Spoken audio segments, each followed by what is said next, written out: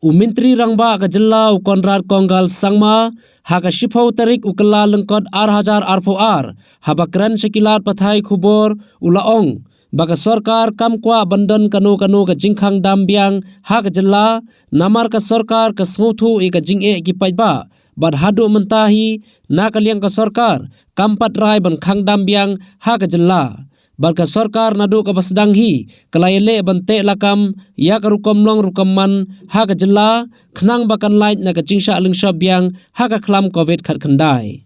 As of now, I don't think we are looking at anything like that, but obviously we'll monitor the situation. That's the reason why we are being very careful from day one, because we want to avoid any kind of lockdown, we want to avoid any kind of hard economic measures for the public, because that's the last thing we want. People have suffered a lot already. So therefore, as of now, nothing like that is on the cards. But as I said, we will closely monitor and we'll watch the situation.